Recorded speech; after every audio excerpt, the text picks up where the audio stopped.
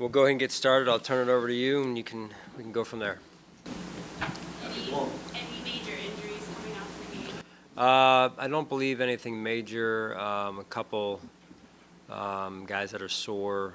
Tommy Doyle has a foot injury he's dealing with, and C.J. Brewer has a leg injury, knee injury that he's dealing with a little bit here. So you may not see those guys out there today. Other guys are just some soreness overall, and some of the guys that were hurt before are still working their way back. So yeah, working through that. And then I'd be remiss if I didn't mention the guys. We made moves, as you guys have, I think, already seen, and those are hard decisions. It's a tough part of the business. I certainly appreciate those guys and everything they did while they were here, and so that's unfortunately we've got to make a move here. So wish those guys well, and with that, I'll open it up to your questions. After going back and watching the game, the first team, or I guess the second team defense, the guys that started the game, in particular the group against Matt Ryan and the first team Colts offense, how do you think those guys played? Yeah, I think I thought the bigs up front controlled the line of scrimmage, did a good job there, challenged the throws that were made for the most part outside on the perimeter of the defense, and I thought we tackled well.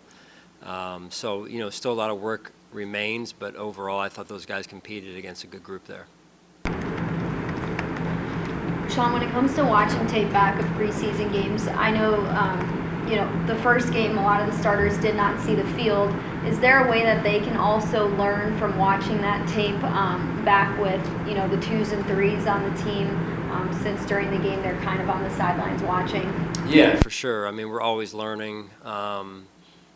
Even though they're veteran players in a lot of ways, I mean, something is, kind of what happens, what leads to the wins, what leads to the result, and that's really what we focused on this morning in the meeting was, let's understand how you get to the result. And, I mean, on both sides, like not taking care of the football hurts the end game a little bit there, but then when you do take care of the football, you see what can happen, how good we can be in those areas, and even things as little as going into the fourth quarter or the end of the fourth quarter there, needing a score or 2 scores to win it then, and having 3 timeouts, right? And so that signals that we're doing things right in the series leading up to that drive, because we're not burning timeouts carelessly, and you're able to bank 3 timeouts for the end of the game. That's those are little things that add up to big things in the end.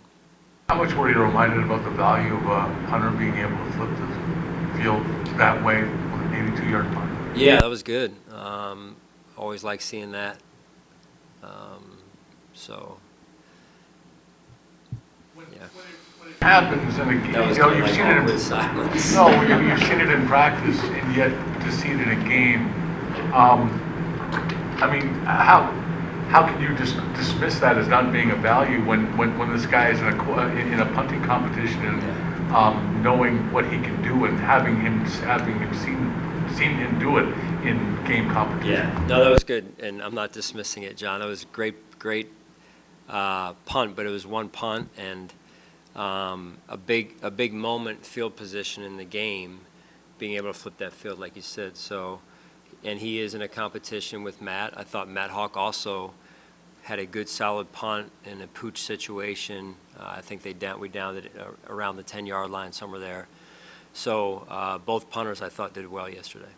Sean, the last couple of practices before coming back to Orchard Park, Roger Saffold started to work with team periods 11 on 11. What have you seen out of him? How has he felt now kind of being truly back in practices?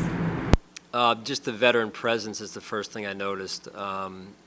He's a guy that really enjoys being out there, and he's played a lot of snaps in the NFL, and having him with Mitch and working with that group has been good to watch, and looking forward to him ramping up a little bit more even today. And he's played a lot of football at a high level. How important is it to get a guy like that going? A guy that's been around the block, knows what he is in the NFL, but you haven't seen him work here. How important is it to get him either in preseason games or, like you said, ramp him up a little faster? Yeah, I think the one advantage we have Thad is he's worked with Cromer before, so they're in alignment for the most part on terminology, techniques, and sometimes being able to watch a little bit does help you get a feel for who your teammates are, what we're trying to get done offensively, big picture wise. But at the end of the day, you need to be in and you need to do in order to develop, and I think that's the phase that Roger's in now, is knocking some of the rust off, getting his conditioning back, and just moving, making those football movements as opposed to what he was doing before or not doing. So it's good to see. John, you mentioned Zach Moss last night and being impressed with his offseason. Where do you see that showing up the most? Well, that's probably a better question for him, I think. But just, I think really in his entire game. I mean, he's in good shape. He's focused. His focus is where it needs to be, it appears. And again, I watched the game this morning and was impressed by his production in a small amount of carries, of course. But what he did when he got the ball in his hand was impressive. Both in the run and the pass game, actually, which was nice to see. So I think he's off to a good start. And again, I just think it goes back to the way he worked in the offseason. When you watched the game back, what stood out about what Kaiir Elam and Christian Benford did? Did you feel like they were, again, what did you take away from it? You see when you watch them when the ball goes to them. One, I think everyone sees that, right? What happens when the ball is thrown at them? But then you're also evaluating what happens in the run game when the run goes their direction or run goes away. Are they taking the proper angles, so on and so forth? Are they lining up in such a way that it gives them a chance to be successful, doing their job in the defense? So just all those little areas that we're always trying to improve on, always trying to develop, in particular with the young players.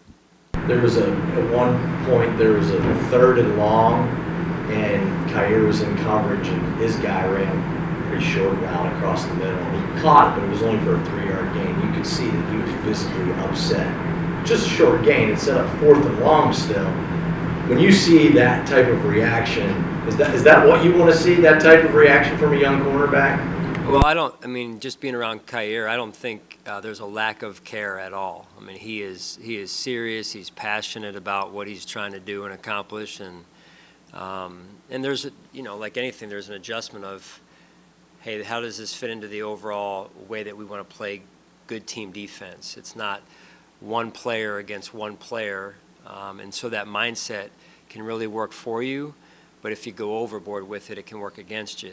And so we try and, as you guys know, try and have all 11 guys do their job and play their 1/11th, respectively, of the defense, so that we play good, solid team defense as well. But going back to the passion and the emotion, love that. Love the way he plays, takes a lot of pride in his play and how he prepares. You mentioned that not going overboard. Do you have conversations with him to make sure, like, emotionally he's still good when he's wrong? He adjusting a lot at once. Yeah, I would say all rookies, and sometimes it goes beyond that with just making sure their guys are in the right mental space in order to prepare, in order to play the way that we know that they can play. And that's a day-to-day awareness, if you will, for all of us. Is there any update on Marquez Stevenson? I know it's been a bit since he got it. He had the surgery, I think it was last week, this past week, and so he's improving and resting and trying to heal up here. There's any chance he's ready for the start of the season, or is that? Yeah, I don't know yet. Just a little premature on that end. You had said some guys who were previously hurt before the game are going to start working their way back, continuing that. Is there anyone in particular who's going to take a noticeable step forward this week? Maybe Roger a little bit, I think I'll know more today. A lot of those guys ran yesterday and conditioned, so I think I'll know a little bit more once we hit the field today. And an off day tomorrow is their scheduled off day, and get an update from Nate and see what Tuesday really looks like in terms of practice at this point. How close is Jordan Poyer game? Making progress. Won't be back probably for this game. We'll see what next week looks like, but he's making good progress.